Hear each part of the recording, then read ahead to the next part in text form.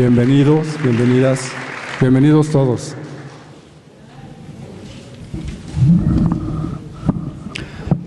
Hola. Sí, hola. Pues bueno, gracias por estar aquí. Para mí, bueno, es una emoción muy grande.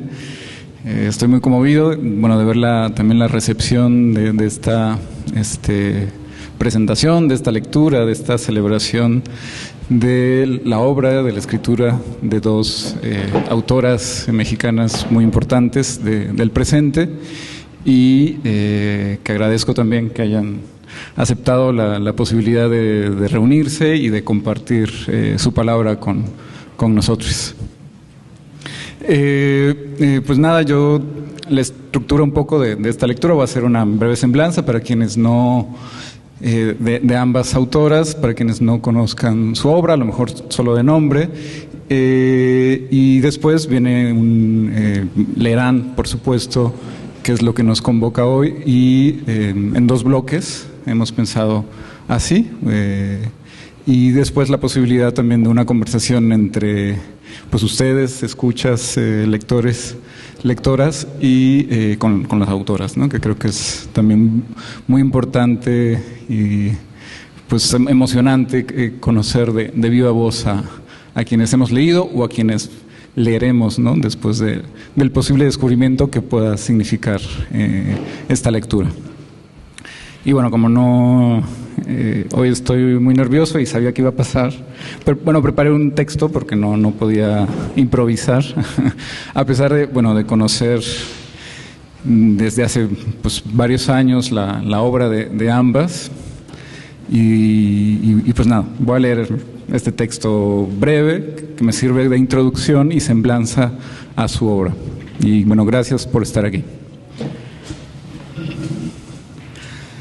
Hoy nos reunimos para celebrar y escuchar a dos escritoras que comparten búsquedas en el trabajo de la lengua, de la palabra intencionada. Dos poéticas de resonancias distintas que evidencian al ser leídas o escuchadas, como en este caso, como en esta noche, un trabajo profundo, arduo, demorado con las palabras, que labran, tornean la materia verbal en mi opinión, desde el riesgo y lejos de la complacencia. En una aproximación inicial a sus textos poéticos, he de decir que parten, en buena medida, de lo que les ha tocado vivir, del contexto en el que crecieron, de sus historias de vida particulares.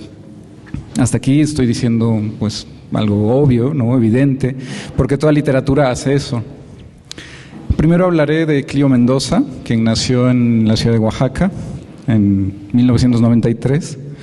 Ella inició su trayectoria con un poemario llamado Anamnesis, editado en 2016, y que confirmó 2 años después con Silencio, en 2018, esa promesa que había marcado su ópera prima, la de una voz ineludible en el panorama literario en México.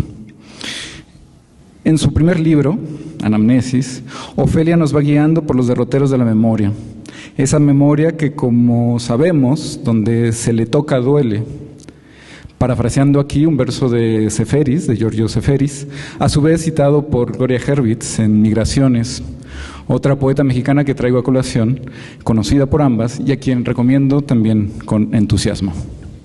Con esa vocación de poesía que narra historias, Clío, a partir de las dos Ofelias en Anamnesis y Águeda en Silencio, nos va invitando a recorrer un mundo por descubrir. Tanto en Silencio como en Furia, publicado en 2021, su tercer libro y primera novela, Clío ahonda su investigación y expresión de las violencias y vilezas, diría, sistémicas, tanto machistas y contextuales, y el dolor que producen en un país de fosas comunes y personas desaparecidas como al que se convirtió desde finales del siglo XX y recrudecido a partir de 2007. En Furia, con una prosa poética que deslumbra, Clío nos habla del amor entre hombres, de la ausencia paterna, de la violencia que trastoca todo y del amor que puede reconfigurarnos bajo el calor y el frío lancinantes del desierto. De estas violencias que nos conduelen, que se nos han ido incrustando, a pesar nuestro, en la piel, las vísceras, el hipotálamo, podemos sublimar su potencia destructiva mediante la palabra.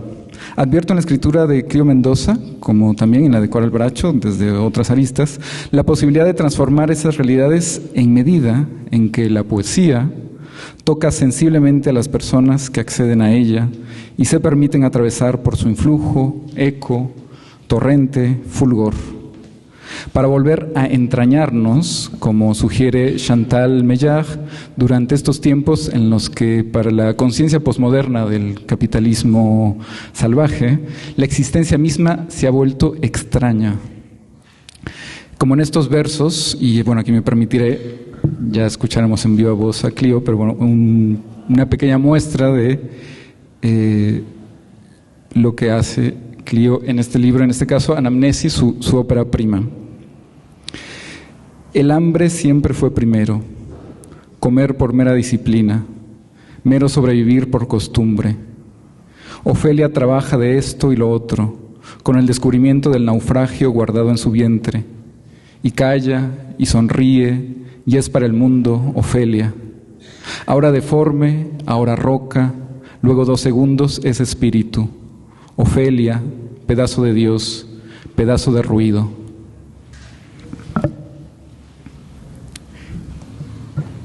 Y en el caso de silencio, también vean, escuchen esto.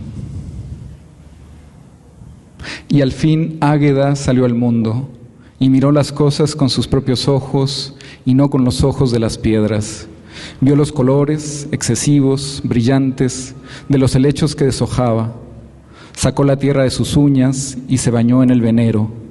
Sin saberlo, el agua llevó su transpiración al ancho mar que cubría el cuerpo de su madre, y al fin esa extraña justicia, piel muerta, orina, lágrima, sudor, saliva, hallaron juntas el cementerio marino. Ahora toca referirme a Coral Bracho, quien no necesita presentación, pero intentaré lo siguiente.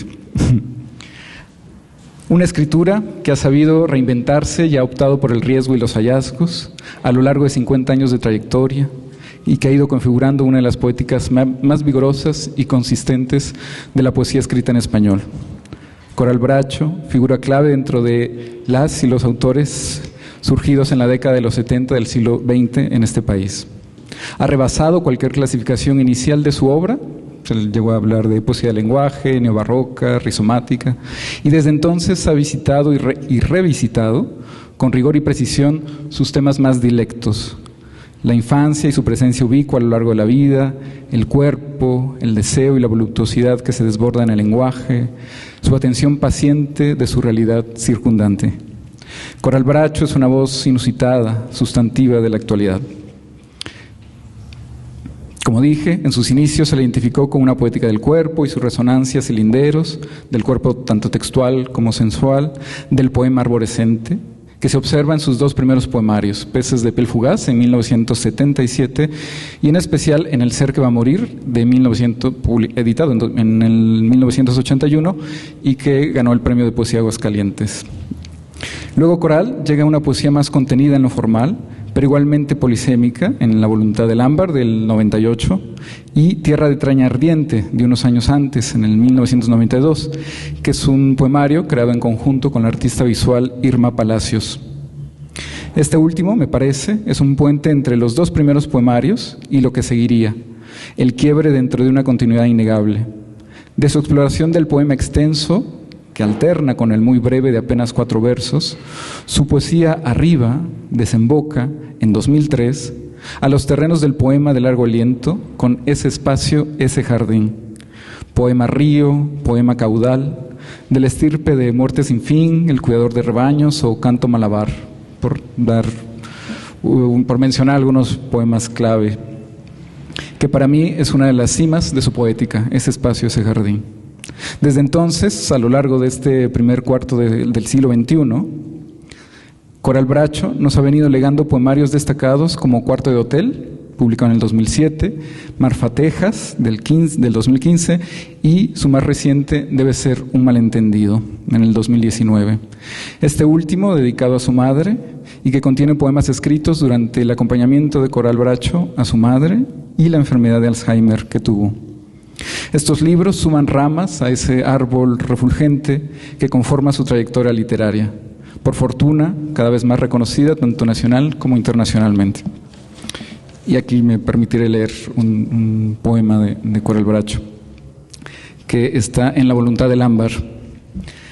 Dice: en los valles despiertos, tus caricias, sus caudales desatan esa flama, este viento, abren con sus luces los campos, los despliegan, los bañan. Las aves rompen el vuelo, sus alas, claros cristales, sus picos suaves y finos, rasgan y dibujan en la hierba, en los valles despiertos que recorren y habitan, paisajes ígneos, higueras, flores de sabias vivas y luminosas, páramos, brotes de arena espesa, yermos que la sed, lenta noche de sal, que el deseo regeneran. Los ciervos cruzan por los linderos.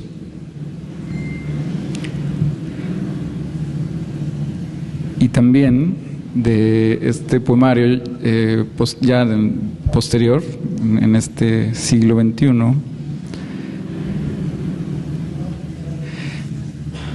dice: este poema, cambian calladamente de lugar. Está la maleta ahí, en el borde del cuarto, al borde de la playa o de caer al mar. Prendas que se confunden, que se revelan, difícil reconocerlas, difícil observarlas porque se ovillan, se ocultan, cambian calladamente de lugar. Difícil saber cuáles son sus confines y lo que sus maneras quieren decir. Como sé que vinieron a escucharlas a ellas y no a mí, precipito el cierre de esta introducción entusiasta a dos autoras mexicanas, de distintas generaciones e ímpetus, pero que no evaden lo concreto, porque allí suelen hallar y revelar lo esencial. Y aquí vuelvo a citar a Chantal Meillard: no lo universal, la idea vaciada de accidentes, sino la radical infinitud de cada cosa. Es un honor, pues, y gozo poderlas tener juntas aquí, en Oaxaca. Luego de escucharlas, confío en que las lean y relean, o bien descubran, para quienes aún no hayan tenido la suerte de topárselas, en su senda de lecturas. Por último, celebro la posibilidad de este encuentro y permítanme aquí un comentario personal. Y agradezco su labor, su creación poética que me ha trastocado, formado y me acompaña.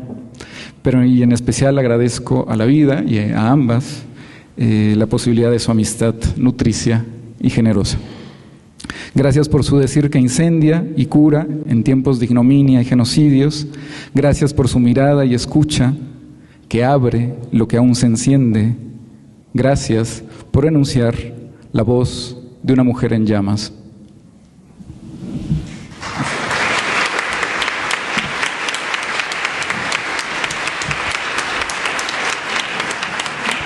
Gracias. Pues ahora vamos a escucharlas. Y empezaremos con Clio. Bueno, nos hemos rifado que yo voy a empezar. Entonces, solo quiero, antes de comenzar esta lectura, agradecerles por estar aquí, agradecerle a Juan, a la Fundación Borchardt, que fue la que nos juntó, y a Coral, a quien admiro mucho y estoy muy emocionada de estar aquí. Entonces, voy a leer para empezar algo de mi primer libro, que es además un libro que ni siquiera yo tenía y hace poco me lo regaló un amigo, y entonces creo que fue para esta lectura. 1. Mi abuelo le mostró a mi abuela su rojo cuando ella tenía 14 años. Esa fue la noche de bodas. No quedó embarazada hasta un año después de que su primera, verdadera sangre, llegar a ella un abuelo no estaba. Luego dio como fruto más de una decena de hijos y un par de niños muertos. Antes de eso, su sangre se había mantenido dentro de ella a pesar de rasguños de arbustos y caídas. Sus heridas siempre eran solo una mancha color salmón brillante, una rosa. Se acaricia las manos, veo las pecas en la dorsal de sus manos, sus uñas áridas y blancas. Una arruga larguísima atraviesa de su cabeza hasta el final de su dedo anular. Siempre parece que está llorando. Tiene agachada la cabeza y el brillo y la nube en sus ojos parecen venir desde el centro de su cuerpo, donde imagino hay un aljibe. Mi abuela, contenida, toma asiento mirando aún hacia el piso, mientras sus hijas la bajan con abrazos parcos y violentos hasta inclinarla. Sus hombros están húmedos, sus hijas gritan. Mi abuela tiembla por frío, comienza a ensordecer, pero soporta, sentada y rendida, a las hijas que aúllan encima de ella, porque en la cama que está junto a nosotras, mi abuelo acaba de morir. 2. Le diagnosticaron cáncer en el hígado. En algún lugar, un poeta escribía: cangrejos anidan el cuerpo de mi padre. Antes su pulso era como un niño tocando la clave, luego fue como pasos de niño corriendo sobre lodo o una aguja de reloj girando en el agua. Su nieta se despertó a las 8 de la mañana, el día en que la enfermedad lo penetró por completo. Ella caminó el pasillo corto del departamento con calcetines de hombre y preparó quesadillas en el microondas. Llamó a su madre, que alimentaba los gusanos de su composta, a la hora en que el teléfono dejó de sonar. La madre tenía puestas bermudas color verde oliva y su frente goteaba un sudor con sabor parecido al de las lágrimas.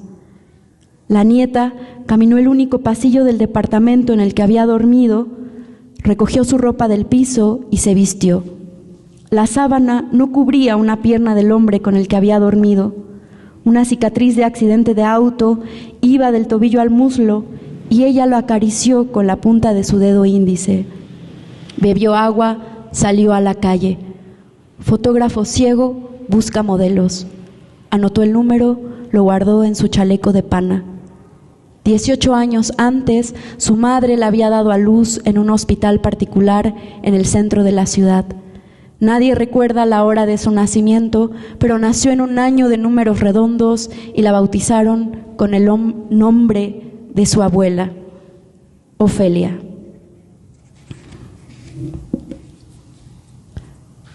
Última carta. En lugar de fecha, la carta dice: esto fue escrito para ti, abuelo, el día en que a todos los santos en los templos les vendan los ojos para que no miren la crucifixión.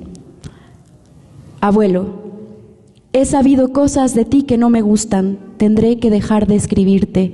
Mi madre me lo ha contado todo. No es Gabriel la primera persona que mata a alguien que lo ama, no es la última. Quiero devolverte tu nombre original, no más abuelo. Te regalo la última noticia de este día.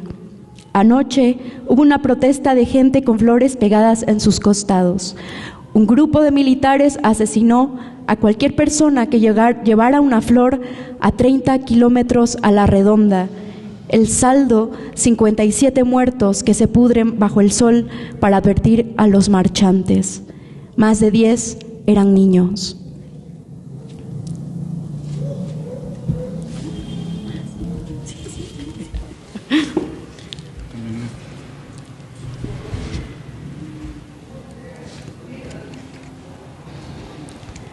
Primera cianotipia.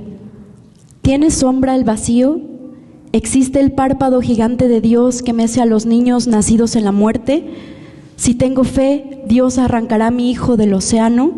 La sangre de este niño pasó del mar al polvo, ha vuelto a mí, me ciega. Quiero llorar esta espesura. Esta mañana, para Ofelia fluyó de vuelta el pez del dolor. Padece el golpe del agua, le estallan los nudos de la sangre. Sí, hoy es salvaje el nuevo vientre de su madre.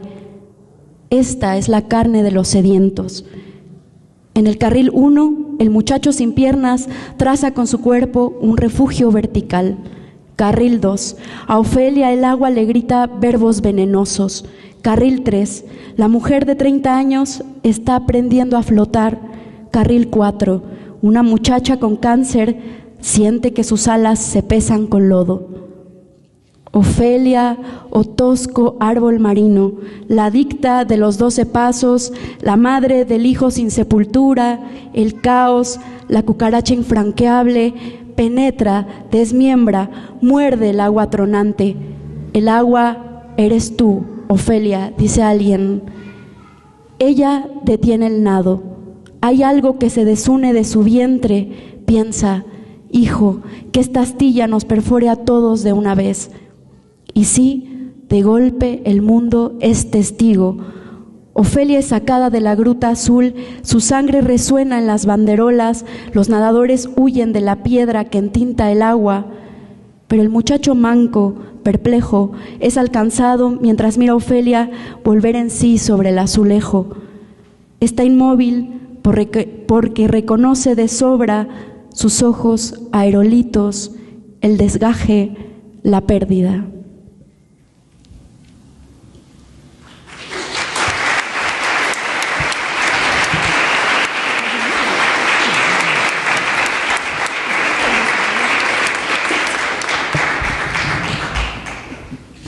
Coral Bracho.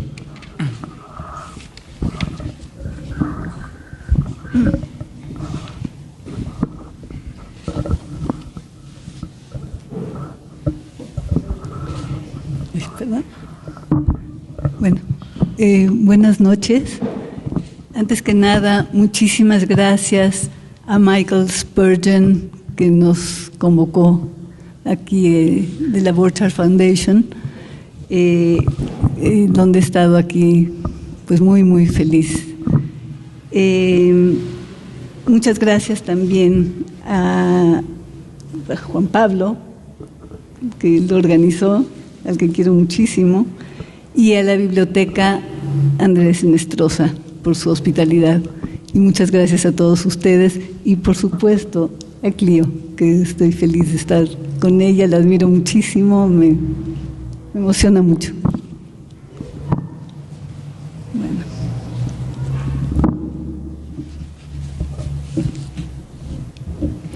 Bueno, voy a empezar con un poema basado en una fotografía de Antonio Turok, que nos acompaña aquí.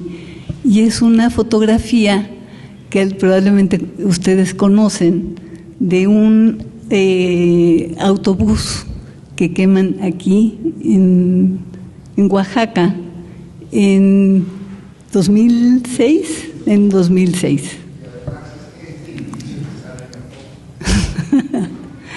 Bueno, es esto. Y para Antonio Turok.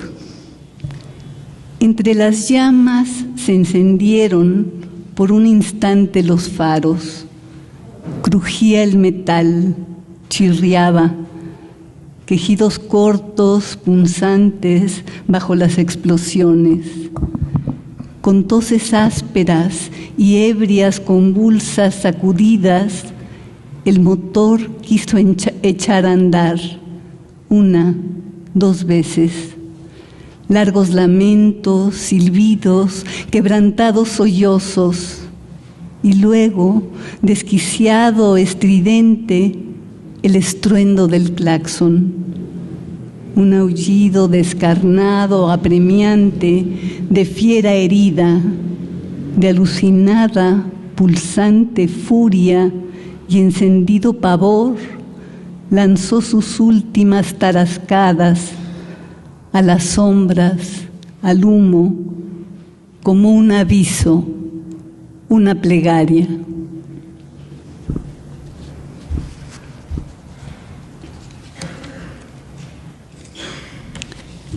El instante en el que todo cambia, el instante en que el perro adiestrado ataca a la frágil, azorada mujer con el niño en brazos, es el instante en el que todo cambia. Desde los ojos inyectados del perro, el mundo mira.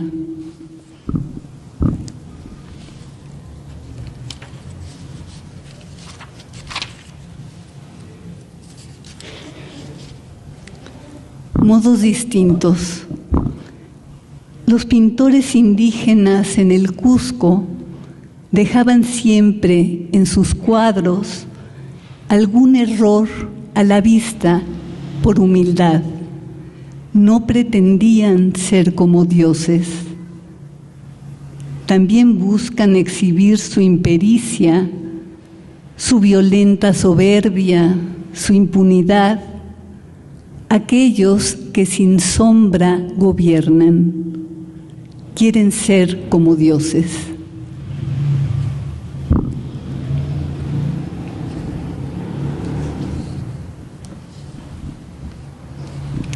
Que caiga esa lluvia fina en esta oscura verdad que abre sus mantos y sus ebrias mareas para protegernos, que abre sus alas tristes para ahuyentarnos, para decir que sí, que caiga esa lluvia fina frente al umbral, que caiga como aleteo, como irrupción brevísima, como un mensajero que, empapado y ardiendo en fiebre, viene de lejos, trae los pliegos, trae las palabras, pero el dibujo de la lluvia se extiende y no deja oír, no deja ver lo que está sucediendo.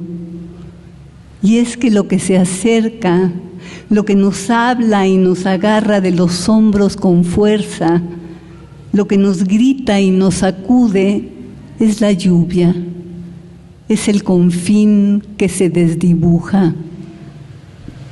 Tiritamos ardiendo frente a esa puerta, frente a ese puente levadizo que nadie baja, nadie se apresta a oír.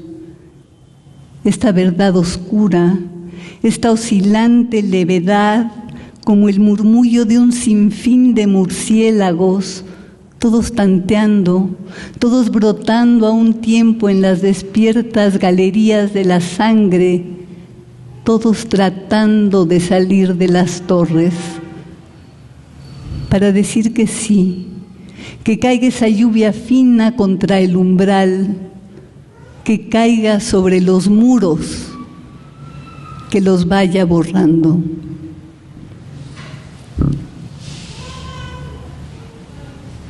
No sé del tiempo. Sí.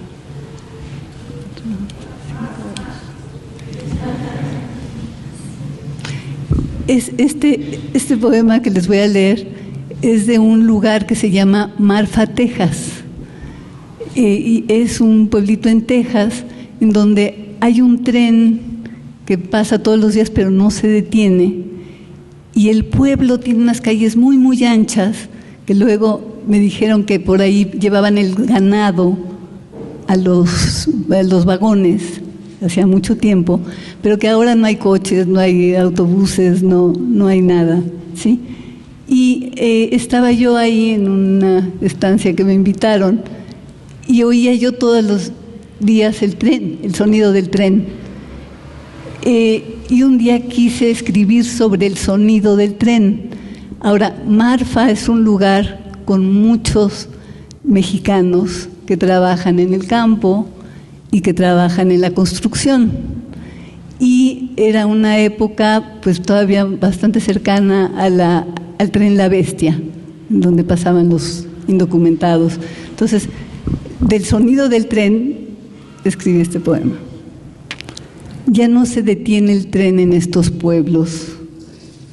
Ese desbocado animal que huye sin tregua con su temor cansado, con su incierta ansiedad, como el fantasma furtivo de aquel ganado que llevaban por anchas calles hasta aquellos vagones, que brama con un espeso sonido donde chocan sin ensamblarse graves y agudos, ecos y opacos tonos rojizos. Ese animal que huye desaforadamente sin detenerse y sin poder escapar, esclavo de ese ritmo golpeante y ágil, ese engranaje que lo atosiga, que da la pauta, que marca sus movimientos como un reloj, como un látigo y lo encadena. Un capataz sin voz que lo violenta, lo asedia con la insistencia desalmada y febril de toda máquina, de todo compulsivo emprender, apremiar ese animal que huye, que avisa, que inconteniblemente va avisando, desconsoladamente brama y va avisando al borde de cada pueblo, de cada cruce, que ahí viene, que lo persiguen, que casi no puede más, pero que no lo frenen, no lo detengan, que nadie ni nada intente, que no se atreva y por eso avisa a cruzar las vías.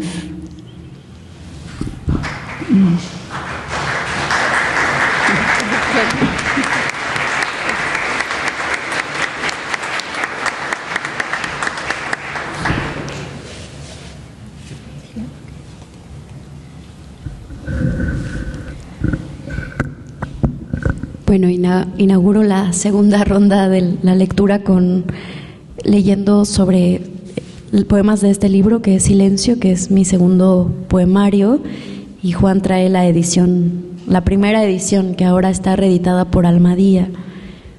Entonces voy a aprovechar los subrayados de Juan, que es además un gran lector.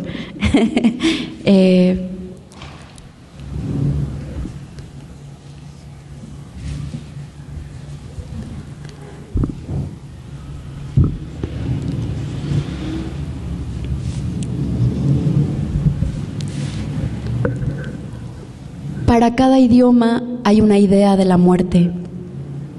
No muy convencidos, los campesinos gritaban: la suicida no merece la tierra bendecida. ¿Qué tierra bendecida? Estaban enfurecidos, atravesados siempre por el hambre, temerosos de las sequías, del ritmo extraño de las lluvias. Estaban confundidos porque en su idioma materno la muerte no distinguía voluntad de naturaleza. No había una palabra para designar a aquel que corta de tajo su camino y decide despeñarse a la nada como las cabras. Gritaban con rabia y casi con envidia. Tanto habían insistido en recalcar en el templo la existencia del infierno. Durante cuántos años, cuántas generaciones se habían reunido ahí para escuchar que habían piras esperándolos después de su muerte si se rendían ante las cosas que los abuelos decretaron como suyas. Todos lo sabían. A veces solo había confort en el idioma de acero y hierba. Ahí había un lugar para estar a salvo de las procesadas ideas y conclusiones del mundo de los otros. Si volvían al mundo de su propio idioma, la muerte no daba tanto miedo. La muerte ahí era el fin natural, fuese cual fuese la vía. Su definición no implicaba una hoguera infinita ni la claridad suprema de un Dios con vestido.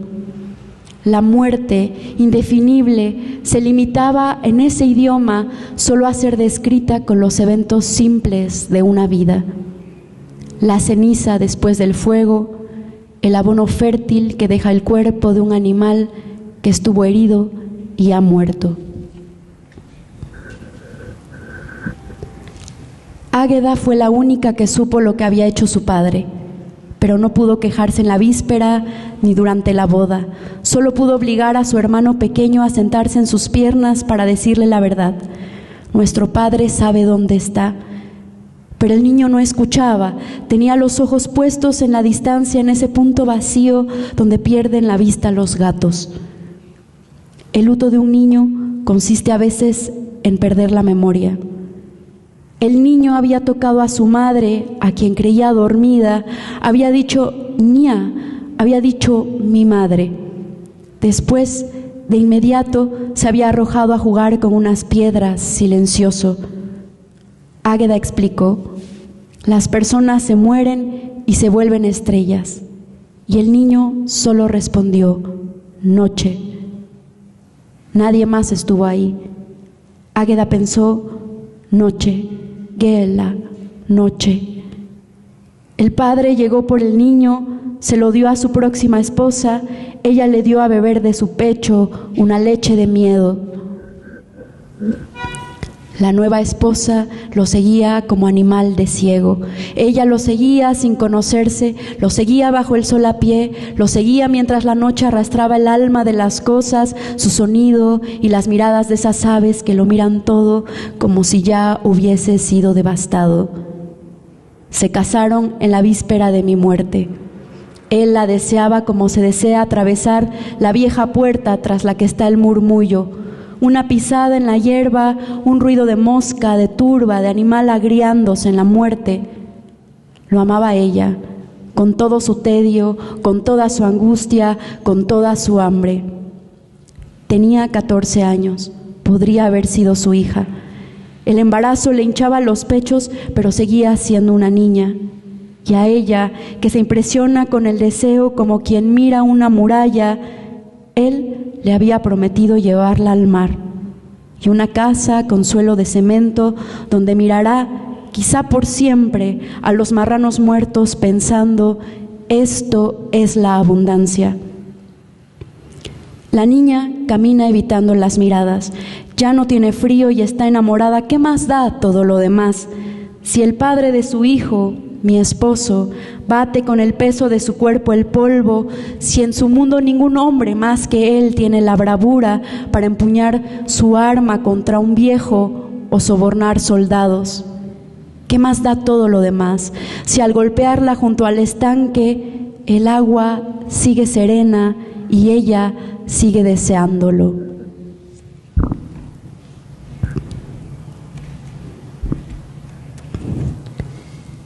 Recuerdo que mi madre tenía la cabeza siempre puesta en una isla, una lejana isla. Recuerdo de mi madre sus negaciones y sus juramentos, el momento en el que mordía la hostia y la escupía fuera de su boca para dármela a escondidas. Este es el cuerpo de Cristo. Recuerdo que amó a un solo hombre, mi padre, y entre ellos los besos siempre fueron invisibles. Recuerdo los ojos de mi madre quemados en el bosque cada que miraba por nuestra ventana. Sus pezones eran lo más parecido a un cuerpo. De reojo los veía asomar entre el agua del arroyo mientras cuidaba yo que no fuera vista. Las noches eran muy largas, sus manos eran muy largas. Me golpeaba la noche, me golpeaban sus manos. Luego el agua olvidó llenar nuestro arroyo y yo me arrullaba viendo a mi madre dormir. Después miraba por nuestra ventana, no podía distinguir el cielo. Desde ahí la idea de lo negro era vasta. Recuerdo de mi madre que su cuerpo saciaba en mí la idea de la carne. Era una niña y no necesitaba a nadie más. Recuerdo de mi madre los golpes, los puños levantados, el sabor de su pan horneado en el adobe. Recuerdo que doraba gusanos en un comal, que tronaba con sus manos los cuellos de las gallinas. Recuerdo que muertas se sacudían y dejaban caer una llovizna de agujas blancas.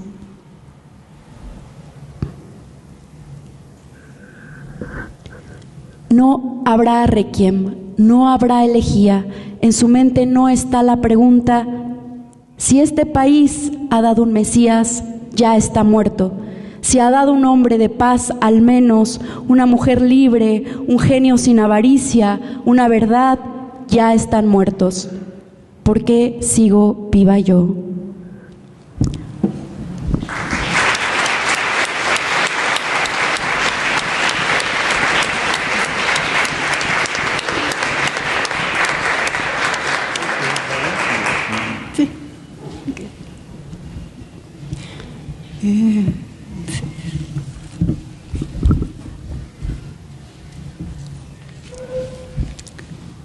canto del gallo.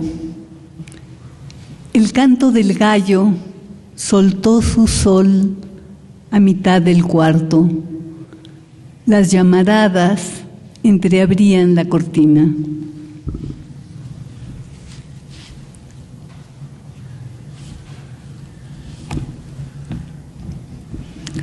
Desde esta luz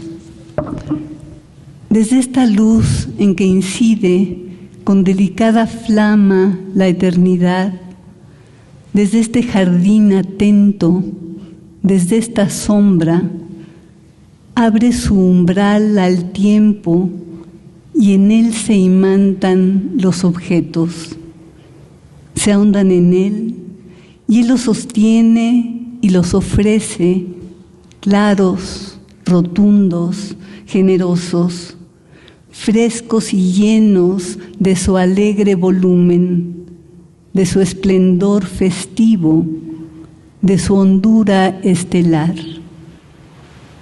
Sólidos y distintos, alían su espacio y su momento, su huerto exacto para ser sentidos, como piedras precisas en un jardín, como lapsos trazados sobre un templo.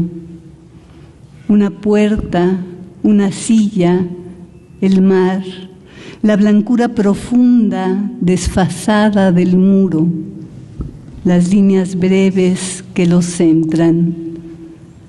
Deja el tamarindo un fulgor entre la noche espesa. Suelta el cántaro el ruido solar del agua y la firme tibieza de sus manos deja la noche densa, la noche vasta y desbordada sobre el hondo caudal, su entrañable tibieza.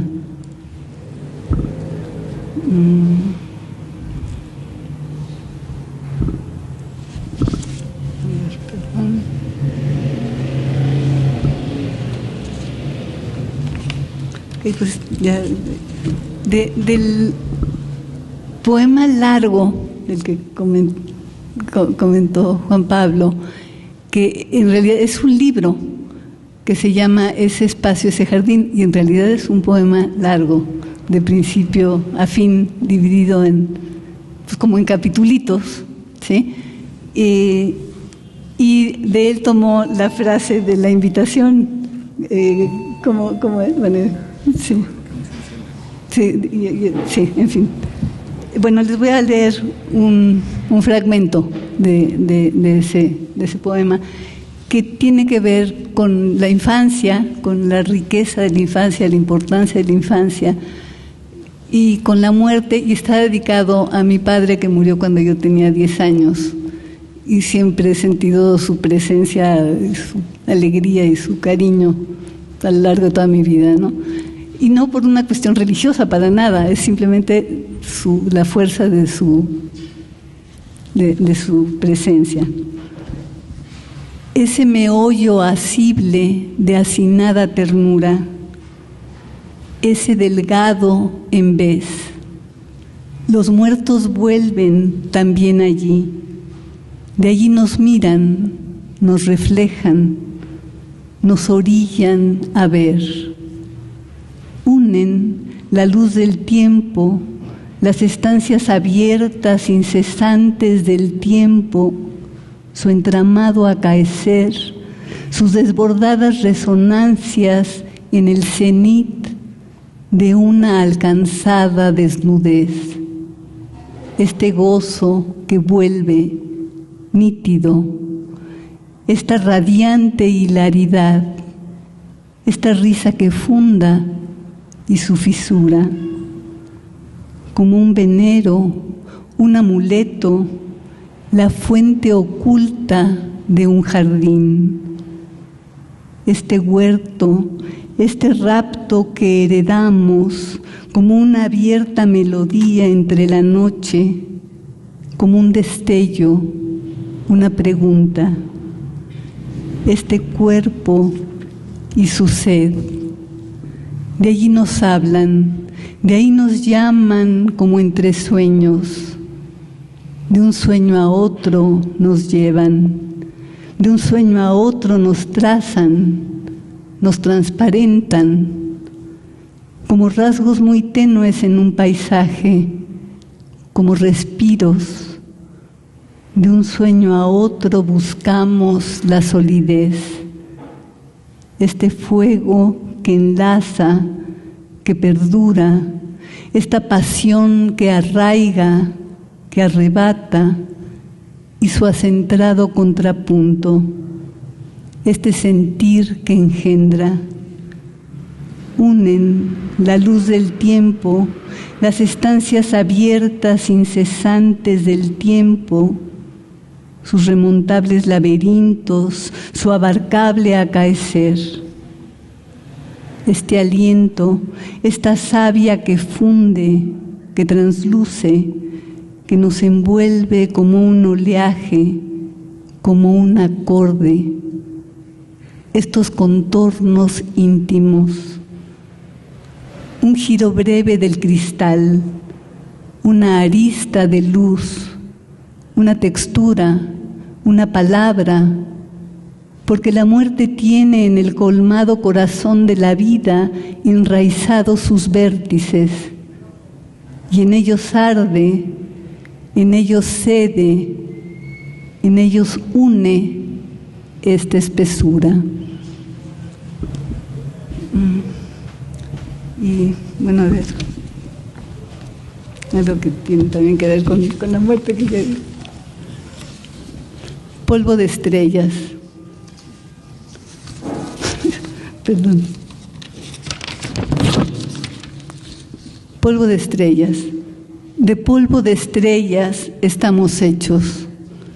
De la materia del corazón de alguna estrella ya dispersa en el cosmos y aún viva en la memoria de su viaje de luz. De la unión de ese rastro que se enciende en nosotros y su compacta sombra, del tiempo que reencausa e imanta, un instante de fuego que contiene a la noche, un espejo de asombro y su amoroso trazo en la furtiva vastedad, en lo oscuro, es nuestro aliento breve en la cohesión del orbe, del núcleo de una estrella y su irradiado centro, de su ígnea levedad, su suave soplo.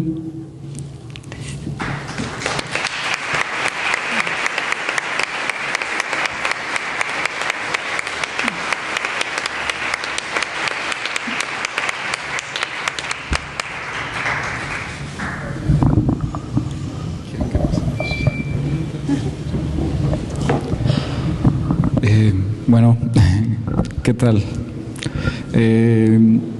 Si les parece bien, vamos a hacer una pausa para preguntas después de haberlas escuchado. Quizás les hayan motivado algunas, no sé, impresiones, reflexiones, relaciones en sus sentires y pensares, y si quisieran compartir o preguntar a las autoras que aquí están, pues adelante.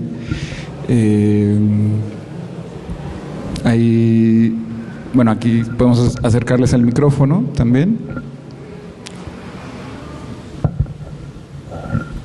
Si no, quizás pueda preguntarles un par de cosas. Bueno, yo de suyo, aprovechando también que están aquí, pues me gustaría, como para ver si se animan en un ratito. ¿Sí? Adelante. Pues gracias. Es la primera vez que asisto a un recital de poemas, pero fue muy impactante lo que ahora vivo, ¿no?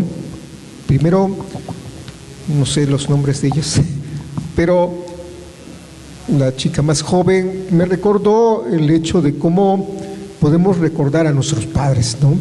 Con virtudes y con no virtudes, ¿no? Eso es algo importante que pega aquí en nosotros. Y el último poema de Las Estrellas, pues me recordó esa condición, que eso es cierto, ¿no? Que vivimos y somos parte de esas partículas de las estrellas, ¿no? Y pues gracias por recordarlo. Muchas felicidades a las dos.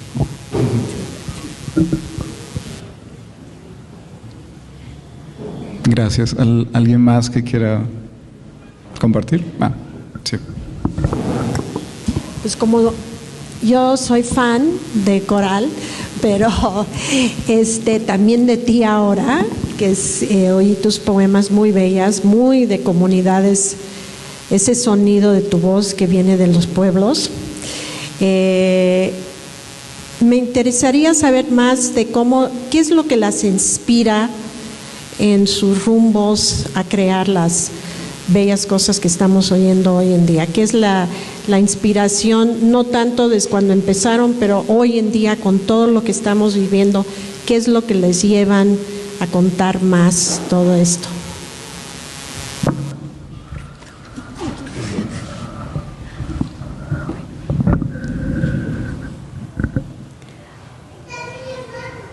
Es una pregunta complicada porque en estos tiempos es muy difícil, creo, tener inspiración, y no sé si le pase a Coral o a Juan o a las personas que crean o escriben, pero parece que no tiene mucho sentido escribir cuando el mundo está así, cuando hay un genocidio en Palestina, cuando hay procesos migratorios totalmente injustos, ¿no? O sea, castigos a los procesos migratorios. La verdad es que creo que lo que me inspira es totalmente lo contrario a eso, aunque pareciera que inevitablemente eso es lo que se decanta en la escritura, lo ominoso. Me inspira mi hija, me inspira la lluvia, las estrellas, el desierto, las noches claras donde se pueden observar las cosas que suceden ahí, que no son los satélites de Tesla. Eso es el agua, ¿no? Las cosas más sencillas. Totalmente de acuerdo. Y bueno, a veces uno siente la necesidad de también hablar un poco de lo que está pasando, ¿no? Pero bueno, siempre es mucho más agradable hablar de la naturaleza y de lo que uno ama y de lo que uno pues vive con pasión y con placer, ¿no? Con gusto.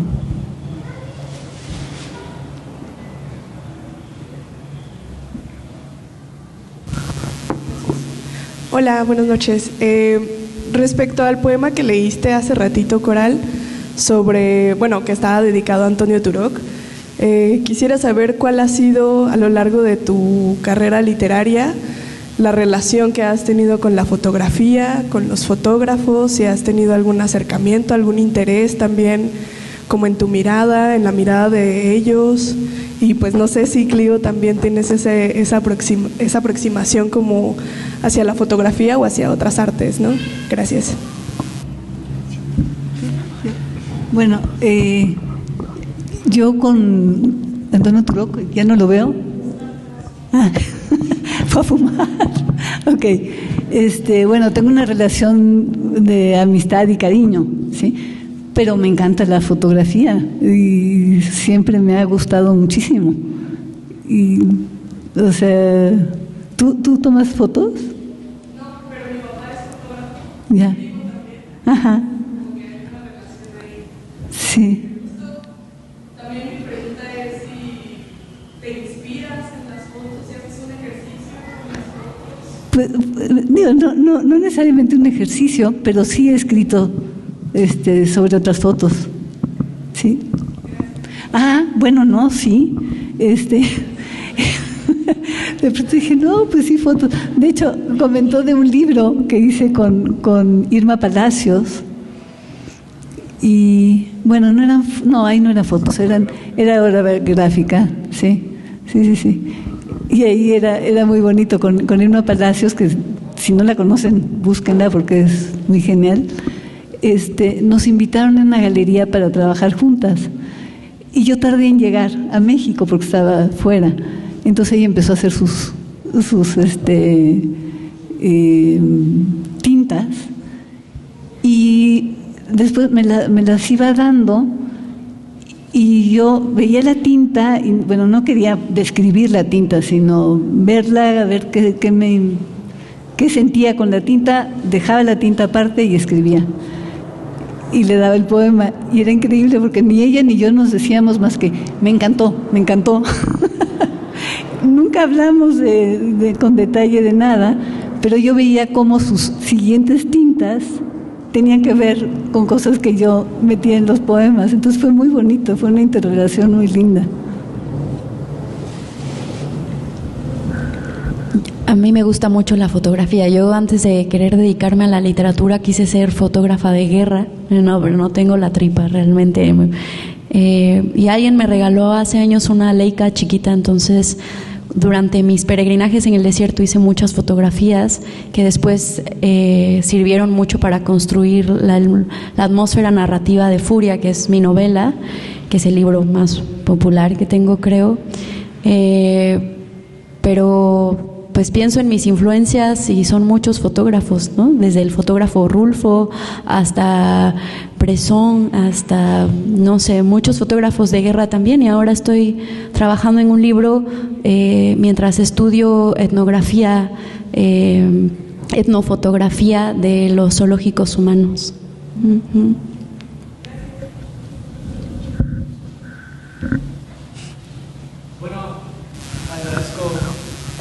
Les agradezco mucho. Ahorita me encontré con Che y me decía, ¿cómo estás? Yo muy emocionado. Tan emocionado que vine el jueves pasado pensando que era el jueves pasado.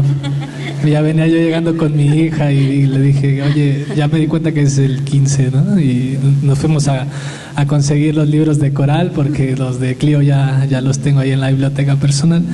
Y bueno, preguntas, tengo varias, pero les diré dos. Me gustaría saber sus momentos que tienen para escribir.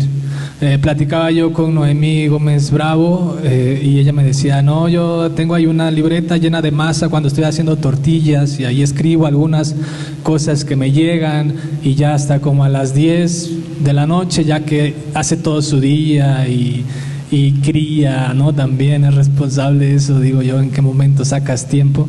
Y dice, como hasta las 10 de la noche ya me pongo a ordenar y a organizar y a ver qué sale, ¿no? Y quisiera saber cuáles son esos momentos para ustedes y qué viene también, en qué están trabajando, en qué están pensando, qué están creando. Hola, me da mucho gusto verte. Oye, ¿en qué momento es que se escribe? No, yo tengo una bebé de 2 años que es bien demandante. Por ahí la escucharon gritando y así poniendo el sonido ambiente.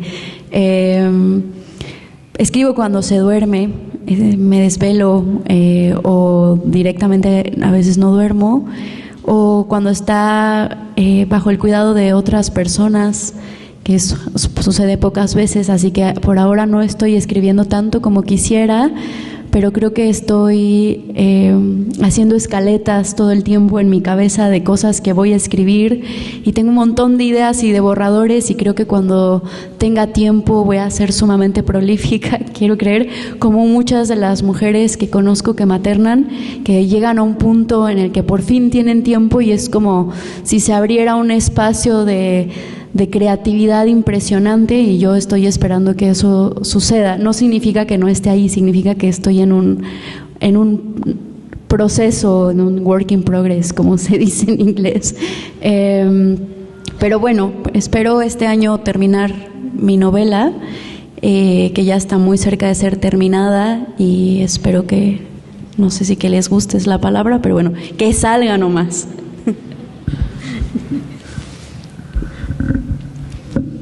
Bueno, hay muchos, sobre todo novelistas y cuentistas, pero también muchos poetas que tienen horarios para escribir. Nunca he tenido horario para escribir. Yo escribo donde puedo, y si estoy de pronto en la calle o haciendo una fila en algún lugar y estoy en medio de un poema, lo sigo tranquilamente sin que me importe lo que está alrededor, o sea, sin que me limite, pues. y no tengo horario, pues cuando puedo. Igual cuando tenía mis hijas chicas, pues nunca escribía, ellas no sabían que yo escribía, porque nunca escribía mientras ellas estaban, ¿no? Durante años. Y bueno, escribo cuando puedo. ¿A qué se dedicará? Eso que tú haces. Ya, sí, ya.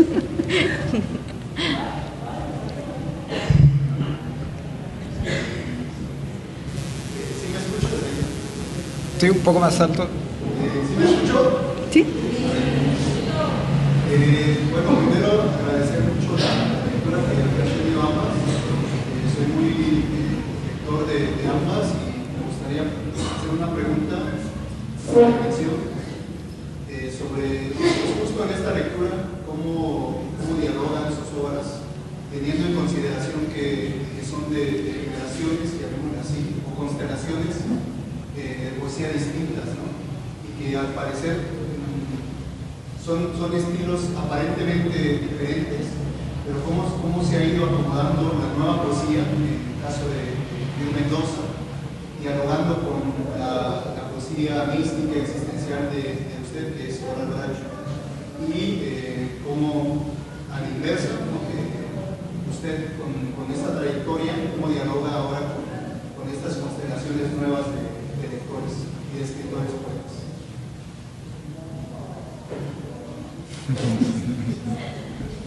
Yo debo decir que a mí me sorprendió mucho que Coral Bracho me hubiera leído, porque digo, creo que es algo que, sin demeritar a los poetas de las generaciones de Coral, pero es más difícil que quizás que los poetas lean a poetas mujeres jóvenes.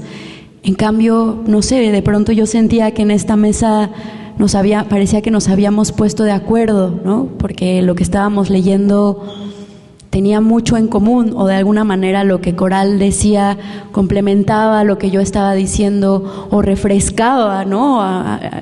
Incluso sentía esto, que lo que Coral había escrito mucho antes de que yo escribiera lo mío, refrescaba, no sé, es decir, le daba una vida nueva a lo que yo escribía, y lo mío se sentía como más viejo, ¿no? Más oscuro también. Pero me gustaría saber qué opina Coral de esto. No, pues para mí es fascinante leer a Clío, es otra mirada, otra manera de ver, otra manera de decir, pero siempre fascinante, ¿no? ¿No? Me encanta. A mí me encanta la poesía joven. De hecho, cuando yo empecé a escribir, me gustaba todas las variantes, porque había unos como muy rígidos, que no, tiene que ser así o tiene que ser de otro. Y a mí siempre me ha encantado toda la gama, desde el más sencillo al más complicado, en mi época. Y ahora pues todas las maneras de ver nueva, que es fascinante, ¿no?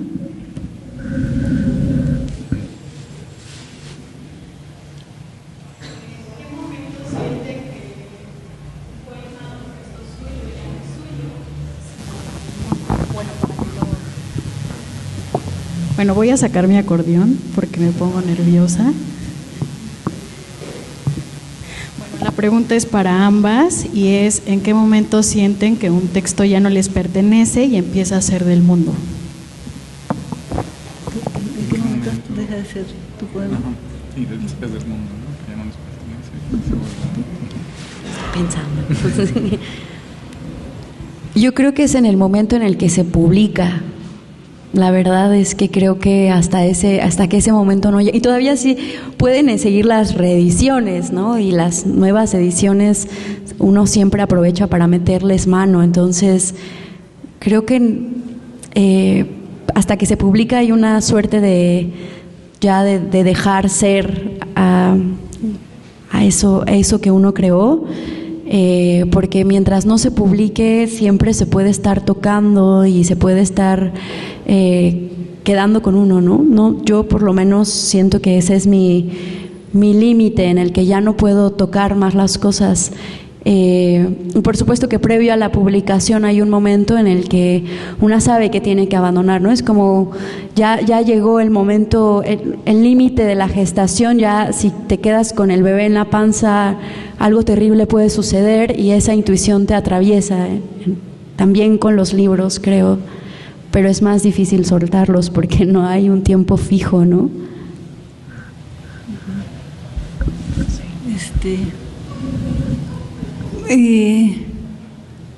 Yo no sé qué decir. Sí, porque yo, por ejemplo, no hago eso, que es muy común, que la gente escribe y luego lo sigue corrigiendo. Yo, sí, lo corrijo mientras lo estoy haciendo. O sea, mientras lo estoy haciendo voy haciendo los cambios. Pero ya que está, ya está. Lo publico o no, está ahí generalmente perdido entre mis cosas o y después en mi computadora, pero igual los pierdo en mi computadora. Pero no regreso a analizarlos y corregirlos. Si ya los hice ya, aunque no muchos no los acabo. O sea, si estoy escribiéndolo y no, pues ahí queda, ¿no? Lo trato de corregir, si no, ya. Pero, por ejemplo, este libro, que es un poema completo, tenía yo que volver a leer todo el libro para añadirle las siguientes 3 palabras, ¿no? O sea, porque sentía que era una parte de una unidad. Pero después, afortunadamente, ya no sigo corrigiendo.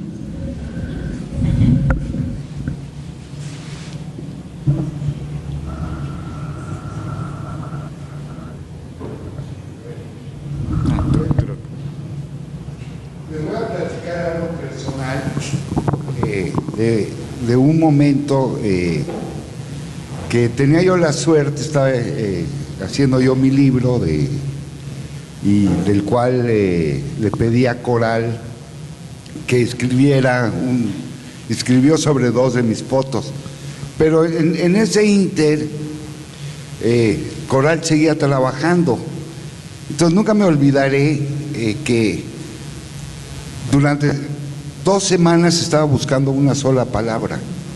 Y entonces nos sentábamos a comer y ella le decía a su compañero, a Marcelo Uribe,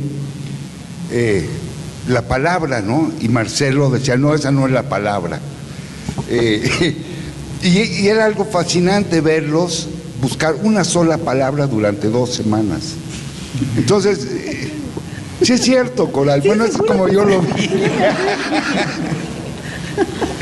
Pero sí, porque era una como lección, porque ellos dos, tanto Coral como Marcelo, son como un diccionario, no solo un diccionario de la lengua española, sino el diccionario de la filosofía, el diccionario de... Y entonces tienen una enorme capacidad de analizar una palabra durante horas o días para ver si realmente esa es la palabra indicada para ese poema, que a lo mejor el poema tiene, no sé, 20 letras o 30 letras, pero una palabra, si no es la palabra exacta, no ese poema no se suelta.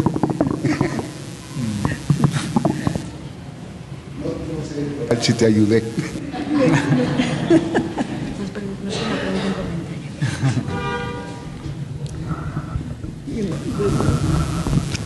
¿Alguna otra intervención?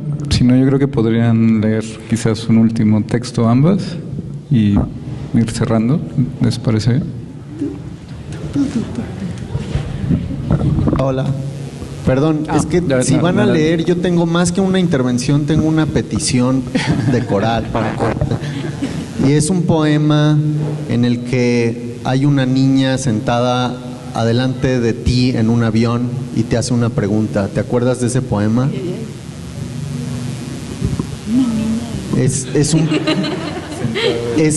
Se llama algo así como ¿le puedo hacer una pregunta? Es que no es una niña, Yo siempre asumí que era una niña, pero hay alguien que te hace una pregunta en el asiento del avión. Un tipo, sí, bastante. Wow. Bastante loco. Wow. Bueno, ¿le puedo hacer una pregunta? Es que muchas gracias por la lectura de las dos. Soy muy fan y muy lector. Y Coral leyó 2 de mis poemas favoritos de toda su obra y en general de la poesía en castellano. Y ese tercero sería como uno de mis favoritos también. Quiero saber en qué libro estaba. La voluntad del amor. ¿Me puedes hacer una pregunta? Déjame. Si quieres estuve leyendo y yo busco aquí porque no me acuerdo dónde está. Puede ser verdad, no tanto. Es un poco largo. Bueno, mientras Coral busca, ¿le puedo hacer una pregunta? Yo voy a tratar de leer un resumen de uno, que algunos están un poco largos.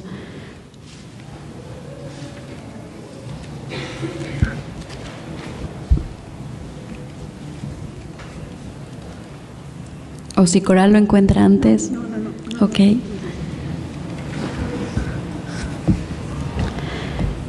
Y al fin Águeda salió al mundo y miró las cosas con sus propios ojos y no con los ojos de las piedras. Vio los colores excesivos, brillantes de los helechos que deshojaba, sacó la tierra de sus uñas y se bañó en el venero. Sin saberlo, el agua llevó su transpiración al ancho mar que cubría el cuerpo de su madre. Y al fin, esa extraña justicia, piel muerta, orina, lágrima, sudor, saliva, hallaron juntas el cementerio marino. Y después vio a Pedro a los ojos. Estaban quietos a mitad de un camino entre la hierba. Se miraban, al fin se miraban. Y sus lenguas enviaban un cortejo fluvial y ambos estaban lejos del hábito de la muerte.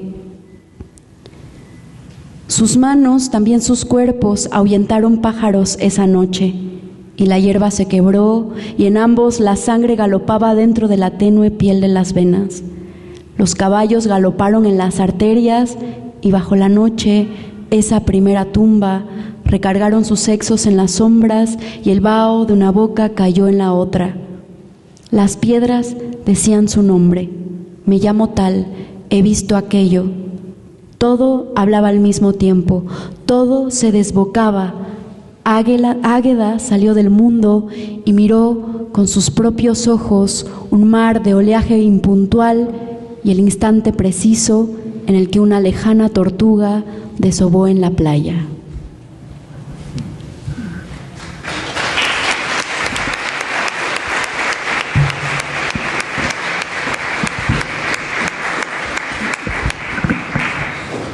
¿Le puedo hacer una pregunta? Así se llama.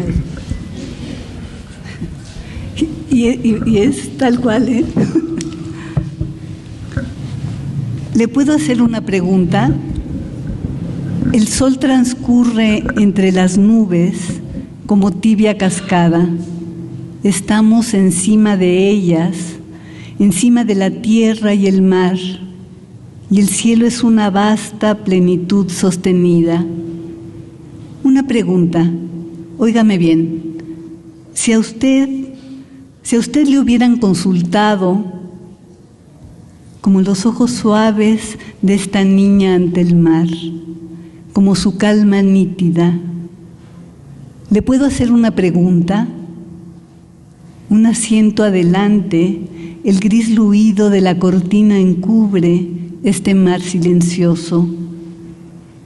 Miro sus ojos a contraluz, fijos e inquietos y casi secos. Sea usted. Veo el metal, su perfil entre la trama blanca, el azul, cambios de matiz, de textura en el caudal de la cortina, la azafata que avanza, que voltea. ¿Quiere algo de tomar? Sus ojos tercos me ven de frente.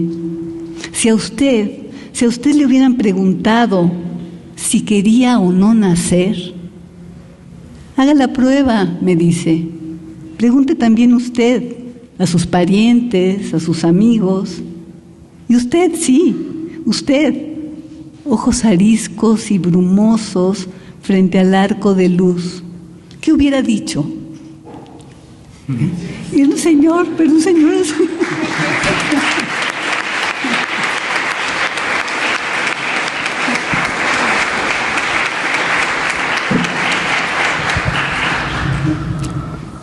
Y bueno, yo tenía una petición que ya se le había hecho, pero quizás para cerrar, si ya no hay otra última comentario,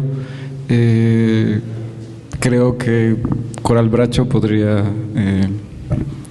cerrar con Agua de Medusas. Sí, pero si tú lees otra. Sí. Entonces Clio leerá algo más y Coral cerrará Agua de Medusas, también otro de los grandes poemas en lengua española de las últimas décadas.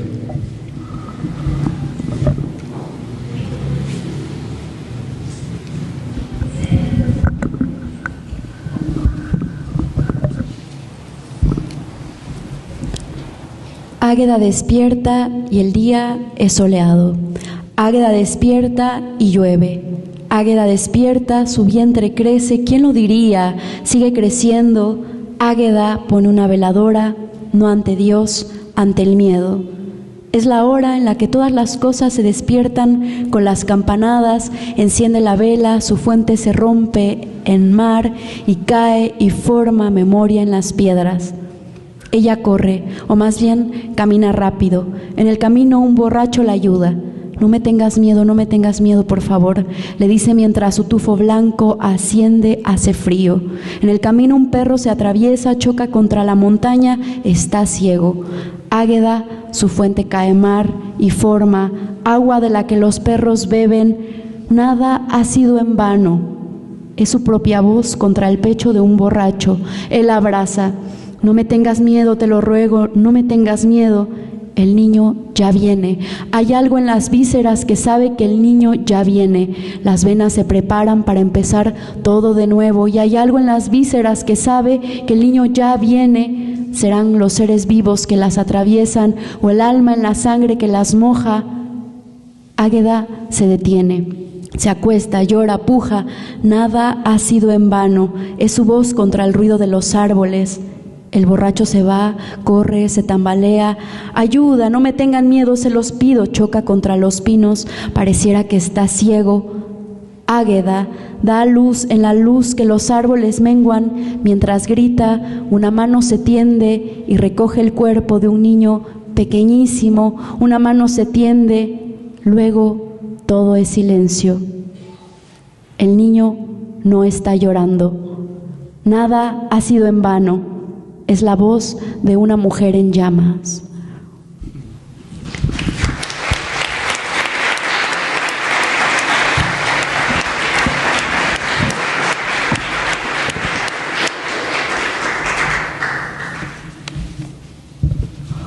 A ver, perdón.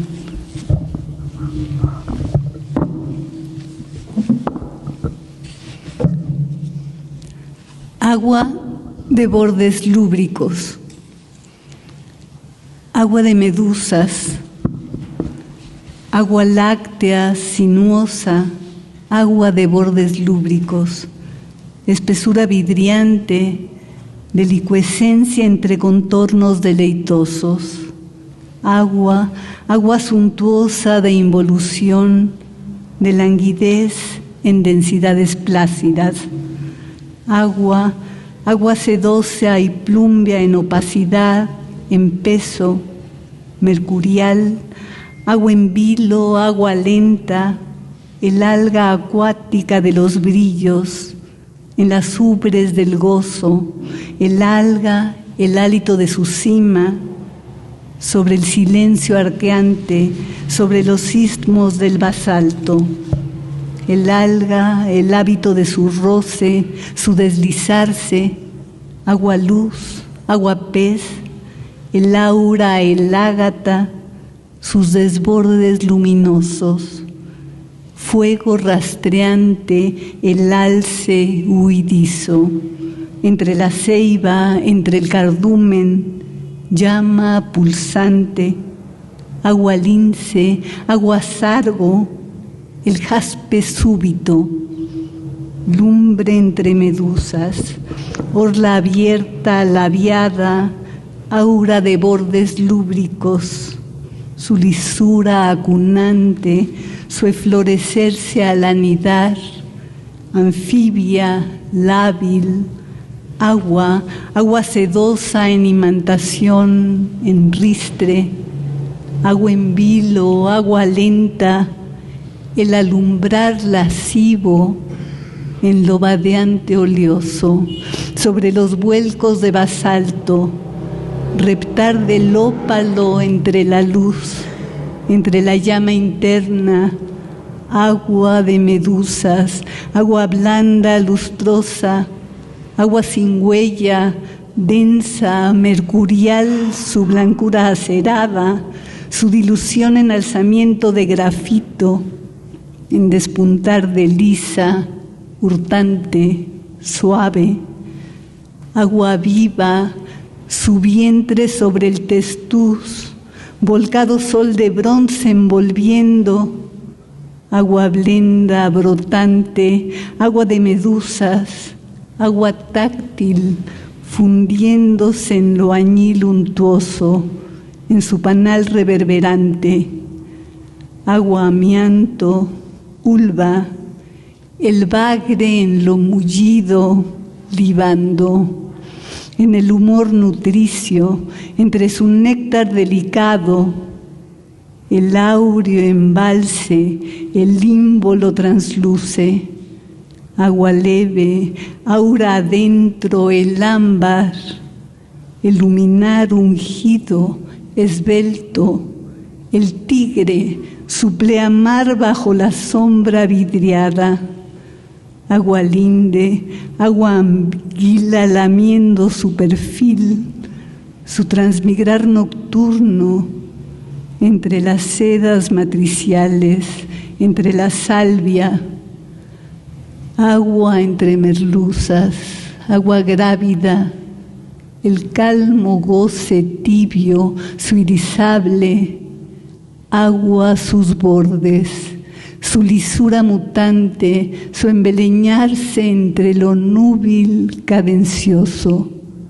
agua, agua sedosa de involución, de languidez en densidades plácidas, agua, agua, su roce, agua nutria, agua pez, agua de medusas, agua láctea, sinuosa, agua.